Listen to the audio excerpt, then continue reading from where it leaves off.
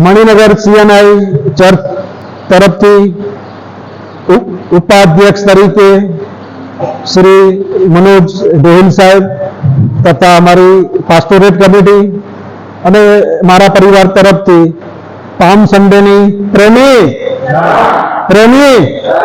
આપણા બધાને સલામ પાઠવું છું. સાથે સાથે આજે પામ સન્ડે તરીકે વિશ્વભરની અંદર તમે જુઓ તો આપણે પામ સન્ડે તરીકે ઉજવી રહ્યા છીએ. આજનો મારો વિષય છે, જો તમે ધ્યાનથી શાસ્ત્ર ભાગ વાંચ્યો હોય, માથીની લખેલી સુવાર્તા 21મો અધ્યાય અને તેના 10મા વચનનો આખું વચન વાંચીએ. જ્યારે તે યરૂશલેમમાં આવ્યો ત્યારે તે આખું નગર ખડબડી ઉઠીને કહ્યું કે તે કોણ છે? આ તમે જો એ કોણ છે. આજનો મારો વિષય છે હુ ઇઝ એટલે કે તે કોણ છે. જ્યારે ઈસુ યરૂશલેમના મંદિરની અંદર પ્રવેશ કરે છે ત્યારે એની આખું જે જૂથ હોય છે એ યરૂશલેમનું પ્રવેશ કરવું અને આખા લોકો કે જે જન સમુદાય હતા તે લોકો જોઈને કહે છે કે આ કોણ છે, આ કોણ છે, આ કોણ છે. એ તરફ આપણે જોવા માંગીએ છીએ. આવો આપણે વચનમાં જતા પહેલા પ્રાર્થના કરીએ. રાજાઓના રાજા, પ્રભુના પ્રભુ, પરમેશ્વર પિતા, અમે તમારી પાસે આવીએ છીએ. આજે પામ સન્ડે તરીકે આ ભક્તિ સભાની અંદર પ્રભુજી અમે ઉજવી રહ્યા છીએ, ત્યારે પરમેશ્વર પિતા અમે તમારી તરફ દ્રષ્ટિ કરીએ છીએ. આ પ્રભુજી મર્મના ભેદ ખોલનાર એ તો તમે મહાન પરાક્રમી ઈશ્વર છો. આજે મંડળી તરીકે અમે પોતે અને પ્રભુજી મંડળીના તમામ લોકો અમે જાણવા માંગીએ છીએ કે તે કોણ છે. એ સમજવાનું મન હૃદય પરમેશ્વર પિતા તમારા તરફથી અમને પૂરું પાડો. આ પ્રભુજી તમારા પવિત્ર આત્માના અભિષેકથી અમને અભિષેક કરો. વચનો બોલવા માટે તમારું સામર્થ્ય આપો, તમારું પરાક્રમ આપો. આ પ્રભુજી તમે બોલો કે અમે સાંભળીએ. યેસુના નામમાં માંગીએ છીએ. સાંભળો અને સ્વીકાર કરો બાપ. આમીન.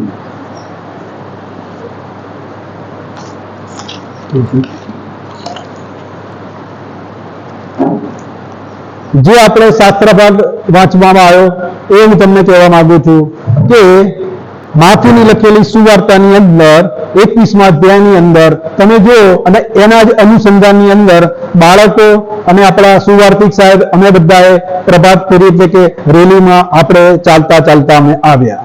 હવે તમે અહીંયા આગળ જુઓ તો કે અહીં આગળ ઈસુ આજે વિજયવંત યરૂશલેમમાં પ્રવેશ કરે છે. આ અંગે જો તમે શાસ્ત્ર અભ્યાસ કરો તો જખાયાનું લખેલું પુસ્તક 9મો અધ્યાય 9 અને 10માં પ્રભુનું વચન શું કહે છે તે આપણે જોઈએ. જખાયા લખેલું પુસ્તક 9મો અધ્યાય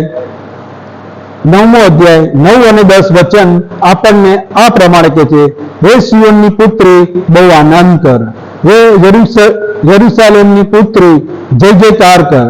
જો તારો રાજા તારી પાસે આવે છે, તે ન્યાય તથા તારણ સાધનાર છે, તે નમ્ર છે અને ગધેડા પર ખોલા એટલે ગધેડીના દશેરા પર સવાર થઈને આવે છે.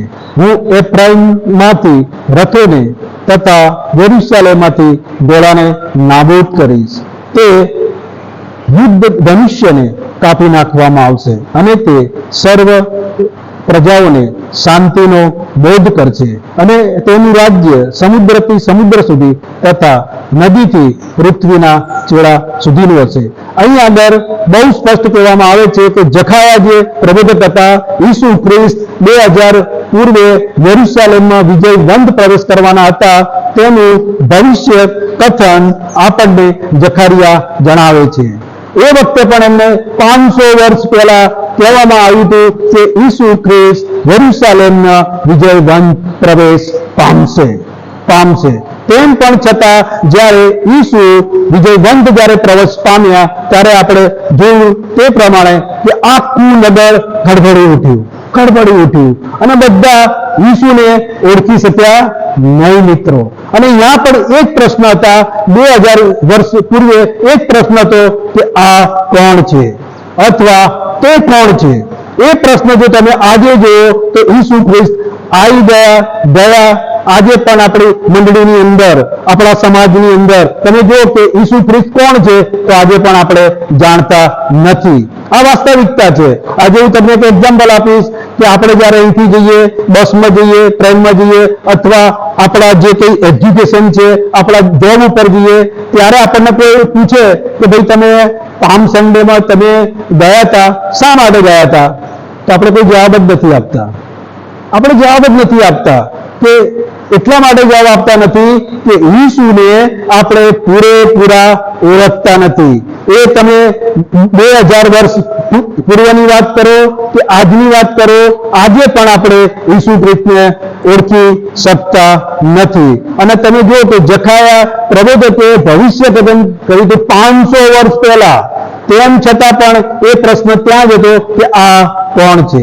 આ કોણ છે? એ પ્રશ્ન આજે પણ આપણી મંડળીની અંદર, આપણા ઘરોની અંદર, આપણા કુટુંબની અંદર જોવા મળે છે કે આપણે ઈસુને ઓળખતા નથી. જો મિત્રો મને કહેવા દો કે જો તમે ઈસુને ઓળખતા હોય તો ઈસુનો આત્મા તમને શાંત ક્યારે બેસવા જ દેતો નથી મિત્રો. કેમ કે ઈસુએ એમ કીધું કે મારું એક જ કામ છે કે મારું પ્રકટીકરણ એ છે, મારો હેતુ એ છે કે ખૂણા ખૂણા સુધી સુવાર્તા પહોંચવી જોઈએ મિત્રો. જ્યારે આપણે ઈસુને ઓળખીએ છીએ, ઈસુ આપણને ઓળખે છે અને આપણે ઈસુને ઓળખીએ છીએ તો ઈસુનો આત્મા તમારી અંદર કાર્ય કરે છે મિત્રો, કાર્ય કરે છે. આપણે કહી શકીએ કે આજે પણ ઈસુને આપણે ઓળખતા નથી. એ જ પ્રશ્ન ઈસુ જ્યારે વિજયવંત પ્રવેશ પામ્યા ત્યારે ત્યાં જોવા મળે છે, આ કોણ છે? આ કોણ છે? Who is this? આ કોણ છે? એ પ્રશ્ન હતો. હવે તમે જો ઈસુ આપણને કહેવામાં આવ્યું હતું કે 2000 વર્ષ પૂર્વે ઈસુ આવશે, તમને તારણ આપશે, તમને તારણનો માર્ગ સિદ્ધ કરશે. તેમ છતાં પણ પ્રશ્ન છે કે આ કોણ છે? હવે યોહાનની લખેલી સુવાર્તા 17મો અધ્યાય અને 3જું વચન, પ્રભુનું વચન આપણને આ પ્રમાણે કે જે વ્યક્તિને પ્રભુ ઈસુને ઓળખે તેને શું છે? જીવન છે. પ્રભુ ઈસુને જો તમે ઓળખો છો તો તમને અનંત જીવન છે. જો આપણે ઈસુને ઓળખતા નથી તેનો મતલબ એમ થાય કે આપણને અનંત જીવન પ્રાપ્ત થતું નથી. બીજા શબ્દોમાં કહીએ કે ઈસુ ખ્રિસ્તને ઓળખવું માનવ જાત માટે આવશ્યક છે. આજે તમે ને હું ઈસુને ઓળખવું જરૂરિયાત છે, આવશ્યક છે.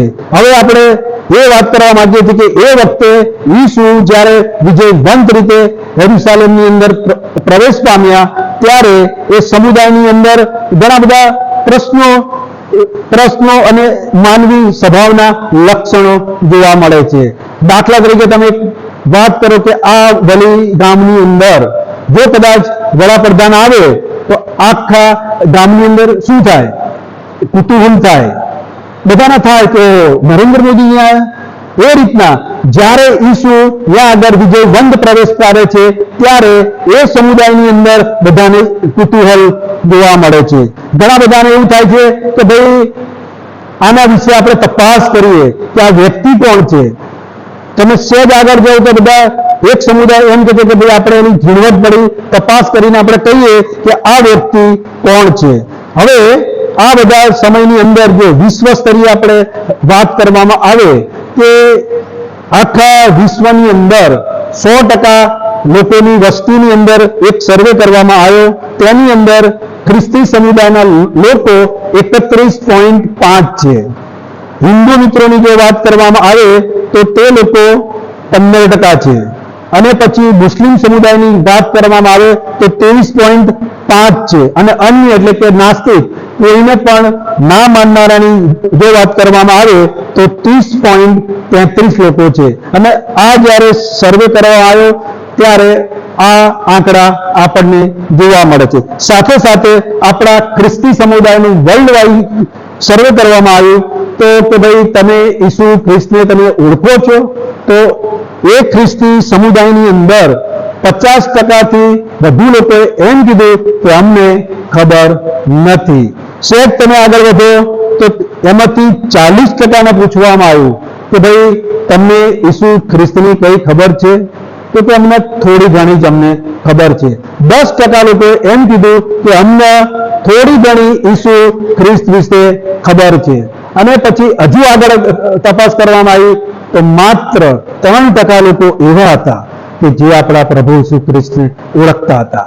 આ સર્વે આપણા જગતનો છે, આપણો છે, મંડળીનો છે, બધું જ છે. એટલે હું તમને કહેવા માંગુ છું ખરા અર્થની અંદર ઈસુને આજ સુધી કોઈ ઓળખનાર 3% જ લોક છે. તમે વિચાર કરો કે 97% આજે પણ ઈસુને ઓળખતા નથી.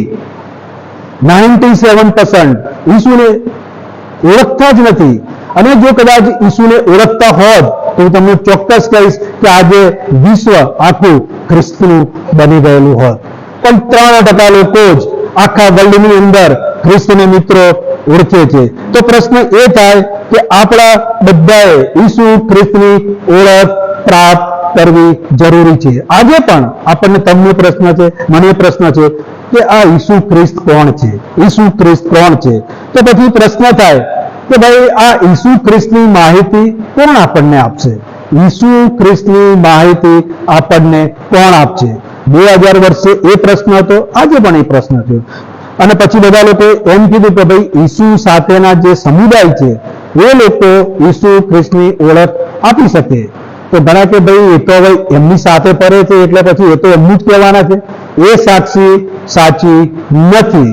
પછી કે ભાઈ એમના જે નજીકના છે, નજીકના શિષ્યો છે એ સાક્ષી આપે તો કે ભાઈ એ તો એમની જ વાત કરવાના, એ પણ સાક્ષી ઈસુ ખ્રિસ્તની સાચી આપી શકતા નથી.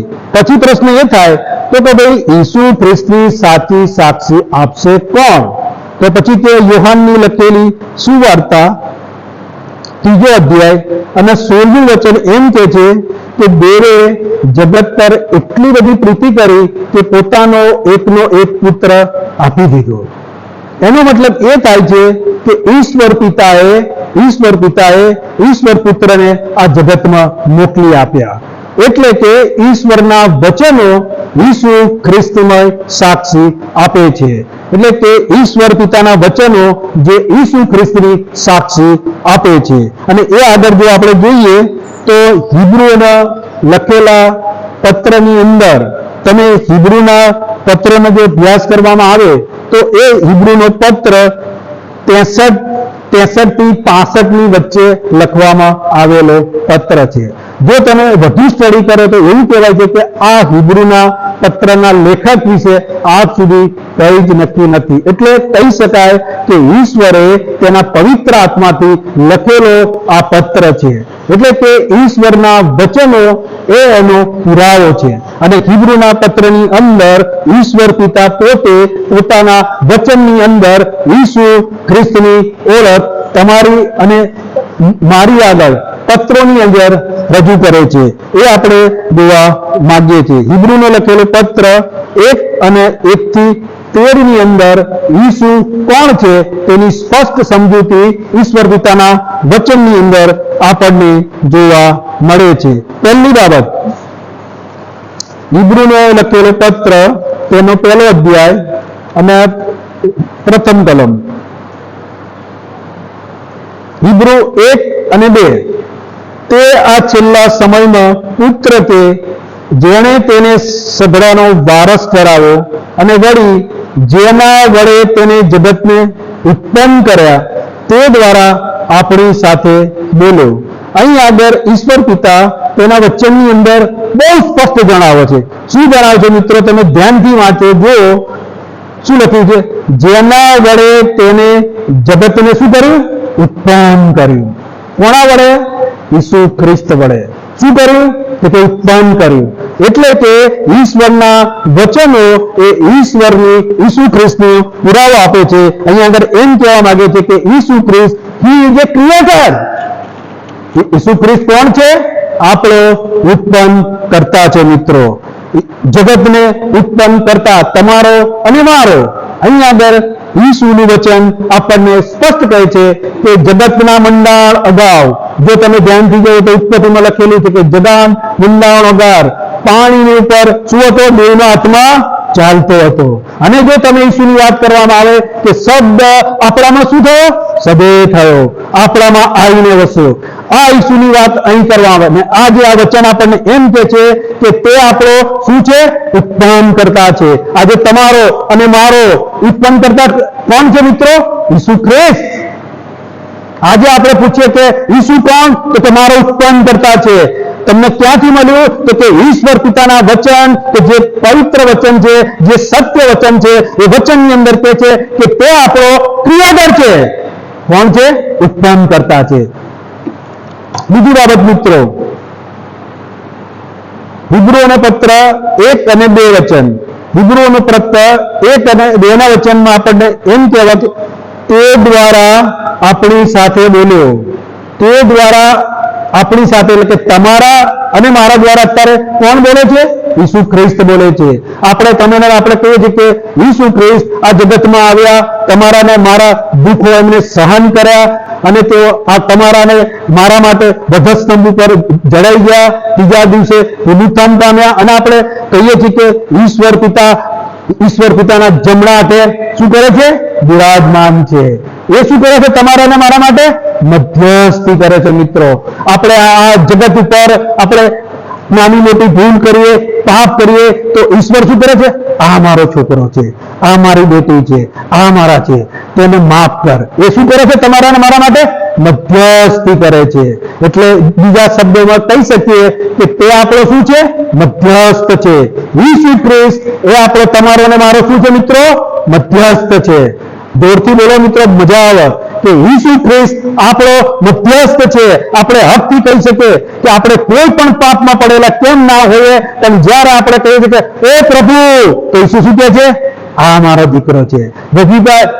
વ્યભિચાર જો સ્ત્રીની વાત કરવામાં આવે તો વ્યભિચારમાં પકડાયેલી સ્ત્રી જ્યારે એને લાવવામાં આવે છે તો ઈસુ શું કરે છે? કે ભાઈ હું પણ તને પાપી ઠરાવતો નથી. એટલે કહેવાનો મતલબ એ છે કે તમે ગમે તેવા ઈશ્વરની પાસે તમારા ગમે તેવા વ્યસનો, ગમે તેવા પાપને લઈને જ્યારે ઈસુની પાછળ તમે જાઓ છો મિત્રો, તો ઈસુ કહે છે કે આને માફ કરો. એ તમારો મધ્યસ્થ બની જાય છે. આ મારી દીકરી છે, આ મારો દીકરો છે, તેને શું કરો? માફ કરે છે. અને જમણા હાથે બેઠેલો છે તમારા માટે, આજે પણ તમારા અને મારા માટે મધ્યસ્થી કરે છે. તમે ઉડાવ દીકરાનું તમે જે દ્રષ્ટાંત આપો એ જ આપવામાં આવ્યું છે કે તમે અને હું આજે જગતમાં ભટકી ગયા છીએ મિત્રો. પોતાના વાનાની અંદર, ભૌતિક વાના હોય, સામાજિક વાના હોય, એની અંદર આપણે ખોવાઈ ગયા છીએ મિત્રો. તો ઈસુ એમ કહે છે કે તમને શોધવા આવે છે મિત્રો. કેમ કે તે આપણો મધ્યસ્થ છે. આપણે જ્યારે ઈશ્વરની પાસે જઈએ છીએ તો તમારો ને મારો એક જ મધ્યસ્થ છે. કોણ? ઈસુ ખ્રિસ્ત. અને ઈસુ ખ્રિસ્ત આજે તમારો મારો મધ્યસ્થ છે. અને આપણે હક છે કે ઈસુ ખ્રિસ્તના દ્વારા જ આપણે ઈશ્વર પિતાની પાસે જઈ શકીએ છીએ. બીજા આપણે જગતની અંદર આપણે જઈ શકીએ છીએ. એટલે કહી શકીએ કે ઈસુ ખ્રિસ્ત એ મારો શું છે? મધ્યસ્થ છે. તમારો મારો એ સર્વનો શું છે? મધ્યસ્થ છે. ત્રીજી બાબત, હિબ્રુ 1 અને 3, તે તેના ગૌરવનું તેજ તથા તેના સત્યની આબેહૂબ પ્રતિમા છે અને પોતાના પરાક્રમના શબ્દથી સભરાને નિભાવી રાખે છે. મિત્રો, અહીં આગળ ઈશ્વર પિતા પોતાના વચનની અંદર, હિબ્રુના પત્રની અંદર બહુ સ્પષ્ટ લખે છે કે ઈસુ ખ્રિસ્ત તમને અને મને શું કરે છે? નિભાવી રાખે છે. આજે તમે સમજો કે કોઈ પણ પરિસ્થિતિ હોય, આપણે ખાલી થઈ ગયા હોય, આપણે નાસીપાસ થઈ ગયા હોય, આપણે હતાશ થઈ ગયેલા હોય, તો આપણે એમ કહીએ કે ઈસુની પાસે આવો તમે. એ સભરાને નિભાવે છે. અને એ જ વચનનો જો તમારે રેફરન્સ જોવો હોય તો માથીની લખેલી સુવાર્તા 11મો અધ્યાય અને 27નું વચન. માથેની લખેલી સુવાર્તા 11 અને 27નું વચન આપણને આ પ્રમાણે કહે છે, મારા બાપે મને સઘળું શું કર્યું છે? સોંપ્યું છે. અહીં આગળ ઈસુ પોતે કહે છે કે ઈશ્વર પિતાએ બધા પૃથ્વીનું સહગૃહ મને શું કર્યું છે? સોંપ્યું છે. એટલે તમે ને હું આપણે કોઈ પણ મુશ્કેલીમાં હોય, કોઈ પણ તકલીફમાં હોઈએ ત્યારે આપણે ઈશ્વરની પાસે જઈ શકીએ છીએ, કારણ કે ઈશ્વરે સઘળી સત્તા અને સઘળો પાવર એટલે કે સઘળાને એ નિભાવી રાખે છે. અને ઈસુ ખ્રિસ્તે પોતે કીધું કે આ પક્ષીઓનો જો તમે વિચાર કરો, તેઓ વાવતા નથી, તેઓ કાપતા નથી, તો પણ એમને હું શું કરું છું? પૂરું પાડું છું. તો હું તમને વિશેષ કરીને તમને પૂરું પાડીશ. એટલે બીજા શબ્દોમાં આપણે કહી શકીએ કે તે આપણને શું કરે છે? નિભાવી રાખે છે, નિભાવી રાખે છે. અને એવા તો ઘણા બધા લાખો એક્ઝામ્પલો તમને આપી શકાય કે ઈશ્વર પોતાના સેવકોને, શિષ્યોને એ તમે જુઓ તો સહગૃહ પૂરું પાડે છે. ઘણા બધા સંતોની વાતો કરવામાં આવે, પ્રાર્થના કરવામાં આવે કે તેમની જોડે કશું જ નતું, આખી મોટી ટોળી હોય. ઈસુની વાત કરો તો 5000 જમણવાની વાત હતી. પછી આપણે ઘણા બધા સેવકો કે જે એમની ઉપર આધાર રાખીને ચાલતા હોય છે, તેમને કોણ પૂરું પાડે છે? ઈસુ પૂરું પાડે છે. એટલે કહી શકાય કે આપણો પ્રભુ ઈસુ સઘળાને શું કરે છે? નિભાવી રાખે છે. એટલે જ આપણે કોઈ ચિંતા કરતા નથી. જે સેવામાં જાય ઈશ્વર એમ કે છે કે હું જેને બોલાવું છું તેની ચિંતા કોણ કરે છે? ઈસુ કરે છે. મિત્રો, એક સેવક હતા, હું તમને એક એક્ઝામ્પલ આપીશ. દિનાકરન સાહેબની તમને હું એક્ઝામ્પલ આપીશ. હું એમના પુસ્તક વાંચતો હતો ત્યારે દિનાકર સાહેબને તેડું આપવામાં આવ્યું અને તેડું આપતા એમ કહેવામાં આવ્યું કે ભાઈ તું આ તારી બેંકની નોકરી મેનેજરની કરતા હતા, આ બધું છોડીને તું મારી પાછળ ફૂલ ટર્મની સેવામાં આવી જાઓ. દિનાકર સાહેબે કહ્યું કે ભાઈ અત્યારે હું તો બેંકનો મેનેજર છું, મારી આટલા મારા બાળકો હતા, આ તે બધી જવાબદારી મારી ઉપર છે, અને હું આ બધાને જો હું સેવામાં આવી જાઉં તો મારે પૈસા ક્યાંથી લાવવાના? સેવા વાત તો તે પ્રભુ સાચી, પણ કે આ બધાને ખવડાવવાની, પીવડાવવાની વાત હોય એટલે કે એમને નિભાવવાની વાત આવી, તો હું કઈ રીતના કરી શકું પ્રભુ? તો પછી પ્રભુ એમ કે છે આ બધી જવાબદારી મારી છે, આ બધી જવાબદારી મારી છે, તું મારી સેવામાં આવ. અને ત્યારથી દિનાકરન સાહેબ સેવામાં આવ્યા. પછી દિનાકરન આપણા જેવા પવિત્ર આત્માથી ભરપૂર હતા, પણ આપણા જેવા મનુષ્ય હતા. એમને તરત પ્રશ્ન પૂછ્યો કે પ્રભુ આ બધી વાત તો સાચી, પણ એક વાત હું તને પૂછું. તો મને કે બોલ બેટા. તો કે ઘણા બધા સેવકો કે બહુ કંગાલ અવસ્થામાં છે, તેમને કશું ખાવાનું નથી, તેમના છોકરાના કંઈ ઠેકાણા નથી. પછી પ્રભુ એમ કહે છે મેં એમને બોલાયા નથી, જેને હું બોલાવું છું એને હું પૂરું પાડું છું. Praise the lord.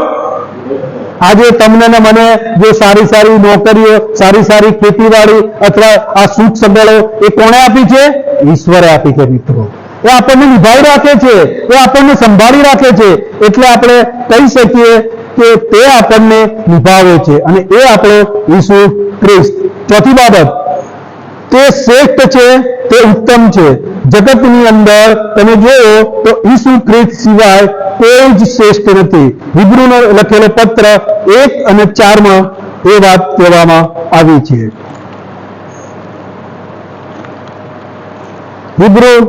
હિબ્રુનો લખેલો પત્ર 1 અને 4 અહીં આગળ ઈશ્વર પિતાના વચનમાં પોતે બહુ સ્પષ્ટ જણાવે છે, તેને દૂતો કરતા જેટલે દરજ્જે તે વધારે ચડાતું નામ વારસામાં મળ્યું છે, એટલે દરજ્જે તે તેઓ કરતા શું ઉત્તમ થયો છે.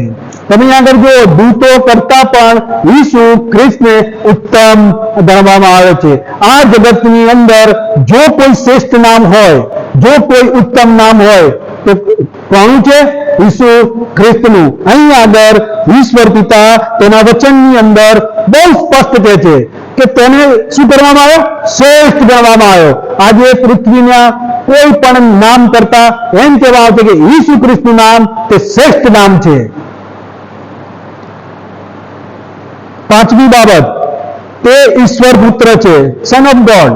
બીજા શબ્દમાં કહીએ તો હિબ્રુનો લખેલો પત્ર 1 અને 5ની અંદર ઈશ્વરનું વચન આપણને આ પ્રમાણે જણાવે છે, કેમ કે તેણે કયા દૂતને કદી એમ કહ્યું છે કે તું મારો પુત્ર છે, આજે મેં તને જન્મ આપ્યો છે અને વળી હું તેનો બાપ થઈશ અને તે મારો શું થશે?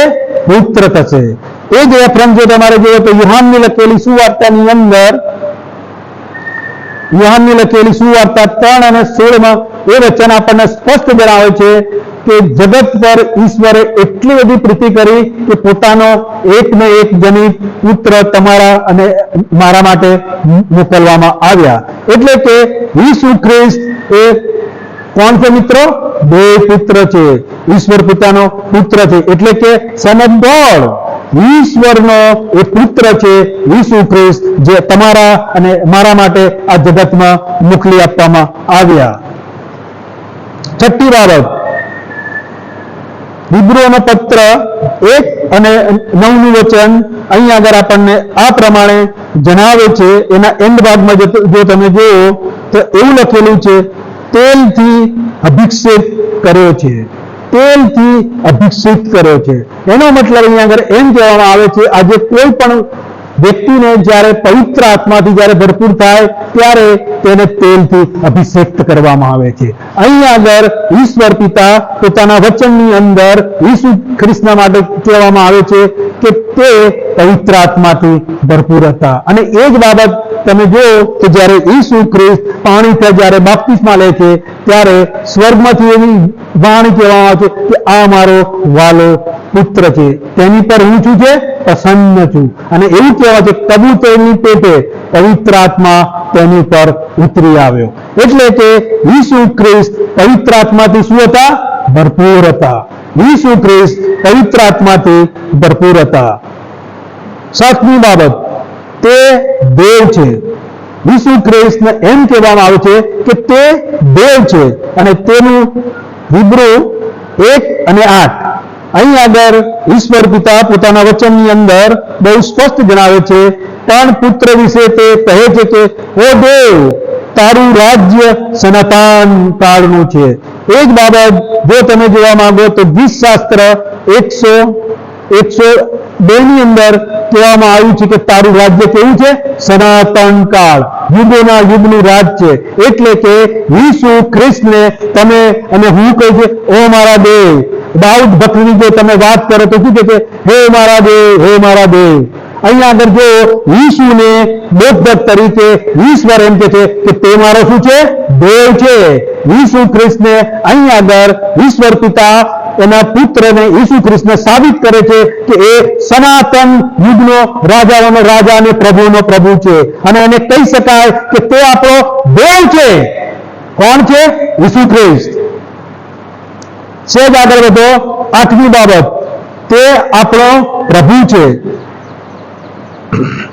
તે આપણો પ્રભુ છે. હિબ્રુના પત્રની અંદર 1 અને 10 ની અંદર પ્રભુનું વચન અહીં આગળ આપણને ઈશ્વર પુત્ર વિશે એમ કહે છે, ઓ પ્રભુ, આરંભમાં તે પૃથ્વીનો પાયો નાખ્યો અને આકાશો તારા હાથના શું હતા? કૃતિ હતા. ઓ પ્રભુ, આજે તમે ને હું આપણે કોઈ પણ પ્રશ્નમાં આપણે પ્રભુ આપણા હૃદયની અંદર નીકળી જાય છે મિત્રો, કે હે મારા પ્રભુ મારી પર દયા કર, હે પ્રભુ મારી પર કૃપા કર. કેમ કે પ્રભુ આપણે શા માટે કહીએ છીએ? કેમ કે તેને ટોટલી ઓથોરાઇઝ ઈસુ ખ્રિસ્તને કરવામાં આવ્યા છે. આજે તમે ને હું ગમે તેવા પાપમાં હોઈએ, ગમે તેવા દુઃખમાં હોઈએ, ગમે તેવા તાવમાં હોઈએ, આર્થિક સંકળામણમાં હોઈએ, કેન્સરમાં હોઈએ, જગતના કોઈ પણ વાનામાં હોઈએ, પણ જ્યારે આપણે ઈસુ ખ્રિસ્તને પોકારીએ છીએ, હે પ્રભુ મને માફ કરો, તો હું કહીશ કે તમને શું કરશે? માફ કરી દેશે. કેમ કે આપણો પ્રભુ છે મિત્રો, એ આપણો પ્રભુ છે. આપણો બીજો કોઈ જગતનો પ્રભુ છે નહીં અને હશે પણ નહીં. આ આપણો જીવતો પ્રભુ છે મિત્રો. તમારા અને મારા માટે એ ઉત્થાન પામેલો પ્રભુ છે. એ પ્રભુ કે જમણી હાથે બેઠો અને શું કહે છે? હું જીવું છું માટે તમે જીવશો મિત્રો. એટલે આપણે પ્રભુ કહીએ છીએ. એમને નહીં કહેતા પ્રભુ પ્રભુ પ્રભુ. અને પ્રભુ તો એમ કહે છે કે તમે જેવા છો તેવા તમે મારી પાસે આવો. તમારા ગમે તેવા પ્રશ્ન કેમ ના હોય, આજે આવો તમે મારી સાથે, હું સમાધાન કરવા માંગુ છું. ગમે તેવા પ્રશ્ન કેમ ના હોય, તમે વ્યભિચારી સ્ત્રીને મેં તમને કીધું કે તેને કીધું કે પ્રભુ કે હું તો વ્યભિચારી સ્ત્રી છું, બધાએ કીધું કે ભાઈ આને પથ્થરે મારો, આને પાપ કર્યું છે. ઈસુએ કીધું કે નીચે જોઈને પહેલો પથ્થર મારે. બધાએ પાપ કરી દીધું. ઈસુએ તે સ્ત્રીને શું કીધું? હું પણ તને પાપી ગણતો નથી, હવેથી પાપ. તમે વિચાર કરો કે કયા સામર્થ્યથી ઈસુએ કર્યું અને પાપ આપણે માફ કરી નાખે. અને એ જ કારણથી હું તમને કહેવા માંગુ છું કે ઈસુ જ્યારે એ પૃથ્વી પરના જીવનમાં હતા ત્યારે પાપ માફ કરવાનો અધિકાર એમનો હતો. અને એના જ કારણે યાજકો, ફરીસીઓ કે આ કોણ વ્યક્તિ કે પાપ પણ માફ કરે છે કે? પણ એને રાજાઓનો રાજા, પ્રભુનો પ્રભુ ટોટલી ઓથોરાઇઝ હતો. એ પેલા આંધળાની વાત કરવામાં આવે તો આંધળાને શું કર્યું? આંખના અડક્યાને આંખો મળી ગઈ, લંગડા ચાલતા થઈ ગયા, રક્ત પીત્યા શુદ્ધ કરવામાં. તમે ત્યારે વિચાર કરો કે આ કેમ કરી શક્યા ઈસુ? કેમ કે શું હતા? પ્રભુ હતા, સામર્થ્યવાન પ્રભુ હતા, પરાક્રમી પ્રભુ હતા. એટલે આજે તમે હું દોડીને એમની પાસે જઈ શકીએ છીએ. ઓ પ્રભુ મને બચાવો. જો તમે પિત્તરનું એક્ઝામ્પલ જો તમને ખ્યાલ હોય કે પ્રભુ, જો તું પ્રભુ છે, હું તમને શબ્દ સાથે કહીશ કે જો તું પ્રભુ છે તો મને કે હું પાણીમાં ચાલતો આવું. ઈસુ કે ચાલવા માંડ્યો, પણ પાણી અને પેલા જોયું આજુબાજુ, ડૂબવા લાગ્યો. પાછું કીધું પ્રભુ મને બચાવો. તો અહીંયા લખેલું છે લાગલો હાથ લાંબો કર્યો અને તેને ઉચકી તેને કમ્ફર્ટ જાનમાં મૂકી દીધો. આ આપણો પ્રભુ છે. એટલે આપણે કહીએ કે ઓ મારા પ્રભુ, ઓ મારા પ્રભુ, તું મને બચાવ. કેમ કે સામર્થ્યવાન પ્રભુ છે, પરાક્રમી પ્રભુ છે. એટલે ઈસુ ખ્રિસ્ત આપણા કોણ છે? પ્રભુ છે મિત્રો. નવમી બાબત, ઈસુ ખ્રિસ્ત હિબ્રુઓના પત્ર 1 અને 11 ની અંદર બહુ સ્પષ્ટ લખવામાં આવ્યું છે. ઈશ્વર પિતા એમ કહે છે, ઓ પ્રભુ, આરંભમાં તે પૃથ્વીનો પાયો નાખ્યો અને આકાશ તારા હાથના કૃત્યો છે. 11મું વચન, તેઓ નાશ પામશે પણ તું શું કહે છે? કાયમ રહે છે. બહુ સ્પષ્ટ લખેલું છે કે ઈશ્વર આજે તમારો અને મારો ઈશ્વર ઈસુ ખ્રિસ્ત એમ કે છે એ આજનો કાલનો નથી ભાઈ, કે ભાઈ ભૂતકાળમાં છે, વર્તમાનમાં નથી, ભવિષ્ય એવું નથી. એ એમ કે છે કે આપણો ઈશ્વર કાયમ રહે છે, કાયમ રહે છે. અને એ જ બાબતનું જો તમારે રેફરન્સ મિત્રો જોયો તો ગીતશાસ્ત્રની અંદર 102 અને 27 નું વચન એમ કે છે કે તારા વર્ષોનો અંત આવશે નહીં, તારા વર્ષોનો અંત આવશે નહીં. એમ કે છે કે આ બાઇબલમાંનો કાનો માત્ર પણ ફેરફાર થશે નહીં. જગત જતું રહે છે પણ તેનો અંત ક્યારે આવશે નહીં. એટલે આપણે કહી શકીએ કે આપણો ઈશ્વર કાયમ ઈશ્વર છે. જો આપણે મનુષ્યની વાત કરીએ કે આપણે એમ કે ભાઈ તું તો કાલ તારું કોઈ નક્કી જ નથી, કાલ હોય કે ના હોય, બરાબર છે.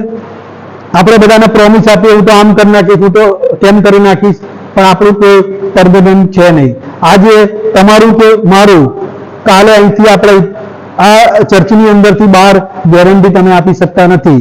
પણ ઈસુ ખ્રિસ્ત એમ કહે છે કે ગઈકાલે આવતીકાલે હું એવો ને એવો જ છું, હું કાયમ રહેનાર છું. હું કોઈ આજકાલનો પ્રભુ નથી.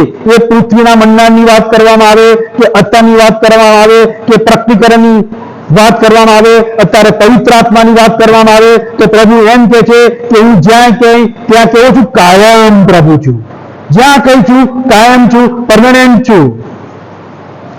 એ જ આગળ વાત કરીએ 10મી બાબત, ઈસુ એમ કહે છે હું એવો ને એવો જ છું. કોઈ પણ પરિસ્થિતિમાં ઈશ્વર ક્યારે બદલાતા નથી. કોઈ પણ પરિસ્થિતિ તમારી આવે મારી આવે, ઈશ્વર એમ કહે છે દરેક પરિસ્થિતિની અંદર તમારી જોડે સાથો ઉભો રહેનાર ઈસુ ખ્રિસ્ત હું તમારી સાથે છું. એટલે એમ કહે છે કે એવો ને એવો જ છું. હિબ્રુનો પત્ર 1 અને 12 ની અંદર ઈશ્વરનું વચન આપણને આ પ્રમાણે કહે છે, તું જબ્બાની પેટે તેઓને વાળી લઈશ અને વસ્ત્રની પેટે તેઓ બદલવામાં આવશે, પણ તું એવો ને એવો જ છે. બહુ સ્પષ્ટ વચન. આ વચન માર્ગ, સત્ય અને જીવન છે મિત્રો. એવું કહેવાય છે કે આ વચન અમે જ્યારે સુવાર્તા આપવા જઈએ હિન્દુ મિત્રની અંદર તમે કહીએ છીએ કે આ બાઇબલ, આ પવિત્ર શાસ્ત્ર, આ ઈશ્વરનું વચન જો મિત્રો તમે તમારા ઘરમાં રાખશો તો તમારું ઘર શું થશે? આશીર્વાદિત થશે, તમારું ઘર આશીર્વાદિત થશે. અને જો આ વચન કદાચ તમે ખોલ્યું અને વાંચ્યું તો તમારું જીવન શું થશે? બદલાઈ જશે, બદલાઈ જશે. અને એના ઉપર તમે મિત્રો દાવો કરો. એટલે એટલા માટે કહી શકીએ છીએ કેમ કે આ ઈશ્વર એવો ને એવો જ ઈશ્વર છે, ક્યારે કોઈ પરિસ્થિતિમાં બદલાતો નથી. હા, કદાચ આપણા બાળકો બદલાઈ જાય, આપણી મંડળી બદલાઈ જાય, આપણા સાથેના મિત્રો બદલાઈ જાય, આપણી પરિસ્થિતિ આવે, ઘણા બધા વાયદા કરાયા હોય, બદલાઈ જાય, પણ ઈશ્વર એમ કહે છે હું કેવો છું? એવો ને એવો જ. હું ક્યારે કોઈ પણ પરિસ્થિતિની અંદર બદલાતો નથી. એક એક્ઝામ્પલ આપીશ, કદાચ તમે બધા સાંભળ્યું પણ હશે કે નદી કિનારેની વાત હતી. એક વ્યક્તિ અને ઈશ્વર રોજ વાર્તાલાપ કરતા હતા. ઈશ્વર રોજ મળવા આવે, રોજ વાર્તા કરે. પછી એક સમય એવો આવ્યો કે એની અંદર બહુ મોટું તોફાન આવ્યું અને ભાઈ એકદમ બેભાન થઈ ગયા, પડી ગયા અને પછી કિનારે આવ્યા. કિનારે આવ્યા પછી જ્યારે ભાનમાં આવ્યા, આંખો ખોલી અને જોયું તો નદીની અંદર જો તમે ચાલ્યા હોય તો તમને ખબર કે આપણા પગના નિશાન પડેલા હોય છે. તો એને જોયું કે અમે તો 2 જણા હતા, આ પગલા તો ખાલી 2 જ દેખાય છે, 4 હોવા જોઈએ. તો કે ઈશ્વર એમ કહેતા હું સાથે રહીશ, પાસે રહીશ, હું બદલાઈશ નહીં, તારી સાથે ને સાથે છું. પણ ઈશ્વરે તો એવું કશું કર્યું નહીં છે, આ તો મારા પગલા છે કે. પછી થોડી વારમાં ઈશ્વર જેમ રૂટીન પ્રમાણે મળવા કે દીકરા દીકરા હા કે હું આ રહ્યો. તો કે કેમ તારું મોં આમ ગુલાબ જેવું છે, દુઃખી છે? કે પ્રભુ એક વાત તમને કરવી છે. તો કે શું વાત કરવી છે? તો કે પ્રભુ તમે મને કહેતા હતા કે સાથે રહીશ, પાસે રહીશ, બરાબર છે, પણ જ્યારે મારે મુશ્કેલીની પરિસ્થિતિ આવી, ડૂબવાની વેરો આવ્યો, ત્યાર તો હું તો બેભાન થઈ ગયો, પડી ગયો, નદીમાં નખાઈ ગયો.